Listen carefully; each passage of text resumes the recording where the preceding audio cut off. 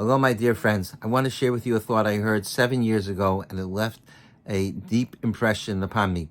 I was in the most unlikely of places, in the cemetery, at an unveiling. It was the Hakamas Matseva for Rabbi Yaakov Hilzenrath, Olav Hashalom, and his son Rabbi Baruch was there. After the Levaya, Rabbi Baruch said, I have to tell you a beautiful thought on this week's Parsha. Yaakov gives a bracha to Yosef and to his children before he passes away. His children were Ephraim and Menashe. Ephraim was the younger child, and Menashe was the Bechor, the older child. So Yosef positions Menashe opposite Yaakov's right side, right hand, and Ephraim opposite the left hand, because the right is always more important and more significant. What does Yaakov do? Yaakov takes his right hand and he places it on Ephraim, who's standing on the left, and he puts his left hand on Ephraim, on Menashe, who's on the right. In order to do so, he crisscrosses his hand. So Yosef protests. My father, it's not the right thing. Menashe is the Bechor. So why are you doing that? So Yaakov says, Yadati bini Yadati. I know. And Menashe is going to be a great person. But Ephraim, who's the younger child, he's going to be even greater, because his descendants, yes, Yeshua will be his descendant, who is the leader of Christ. So his descendants will be greater than that of Menashe. So the Chumash, in describing this, says, Sikel es Yadav. Yaakov, Sikel comes from the word Seichel. Yaakov intentionally placed his hands on Menashe, on Ephraim, ki Menashe hu ha-bechor. Because Menashe is the Bechor. So this is very difficult pasuk. What does it mean? He intentionally put his hands that way. He put his right hand on Ephraim because Menashe is the Bechor. It's just the opposite. If Menashe is the Bechor, you should have done it the other way around. So the Sipurno says too, the Chizkuni, 13th century commentator, says two explanations. One explanation is that the word ki usually means because. So, but it could also mean albeit. So he says it means Yaakov put his right hand on Ephraim, who was on the left, albeit that Menashe was the Bechor.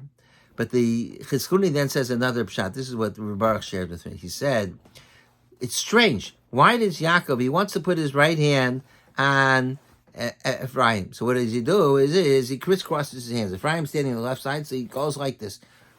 That's like trying to reach your you go behind your head to reach your ear. Why didn't he change the order of the boys? Why didn't he should have had Ephraim stand on the right side, Menashe stand on the left side? Then he could put the right hand on Ephraim, the left hand on Menashe. So the Chumash says, Sikel as Yadav. He did that intentionally, the way he positioned his hands, rather than switch the order of the boys, the children. He intentionally put his hands in a crisscross position. Why? Ki Menashe Bechor. Because Menashe is Bechor. What does it mean? Because Menashe is Bechor? It means because Menashe also, he had to worry about Menashe's dignity. It's true, Ephraim is going to be greater than Menashe. But what about Menashe's dignity? It's degrading. It's humiliating. He's the Bechor. And Yaakov's giving he putting his right hand on Ephraim. So what Yaakov did with Chochmah, with Sikel, with wisdom, is that he was Mechabed Menashe as well, because he had Menashe stood on the right side. So that way he gave covered to Menashe. And at the same time, he put his right hand on Ephraim. So that's what it means. Sikel as Yadav, he did it intentionally. Ki Menashe Bechor. He intentionally crisscrossed his hands because Menashe is Bechor, and he didn't want Menashe to feel degraded. So there's the powerful lesson here is that even though sometimes we're forced to do things where we inadvertently hurt somebody else, and we have no choice. If, let's say you want to promote somebody at work, or you want to give a child a reward, you have to do what you have to do, but you always have to worry about the dignity of the other person, and that is such a fundamental Torah principle. It was last week was the yahrzeit of my Rabbi, Rav Chaim Shmulevitz, Zatzal, the Mir Rosh Hashiva. Rav Chaim, I remember that this goes back more than 7 years, it's over 50 years. Rav Chaim always used to talk about kavod habrios, the dignity of a human being. Rav Chaim, for example, I remember that he said on Parashas Devarim, the Chumash there says Moshe at the end of his life, a few weeks before he died, he gave Musar to Klal Yisrael. And he mentioned all the averos that they had committed in the Midbar. And so the Chumash says that he was Bamidbar, and then says he was in Chatzeros and Dizahav and Mein Tofa of Alava. There's a whole list of names of places. So Rashi says, Rabbi Yochanan says, Chazarno Kol HaMikra Kul. We look through the whole Chumash, we can't find some of these places. There's no place in the Chumash of Tofel and Lavan. So Rashi says every single location is a remez. It's not a real place. It's a remez. It's a hint to things that happen in that place. So Di Zahav, the word Zahav means gold. So it was the golden calf. It doesn't say where it took place, but Di Zahav, there was the gold. Moshe's alluding to the golden calf. The Chatzeris, that's where the Meragim took place. The Ben Tofel Lavan, that's Tofel. The man was the food that came from the heaven was white, and they went. Tofel means they denigrated it. Ben Tofel Lavan.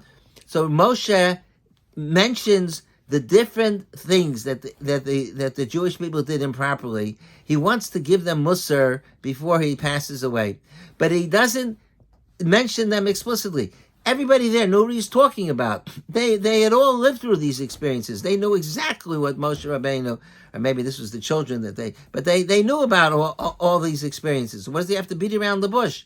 So Rav Chaim said, because kavod habrios. It's true. He wanted to draw important lessons. He wanted to inspire them. He wanted them to realize things that they had done that were inappropriate. But he didn't want it to be in your face. He said it in a way that maintained their dignity. And this is such an important value. It's relevant to us all the time when we interact with people. It's so important. And our society has no clueless, no idea at all the importance of kavod habrios.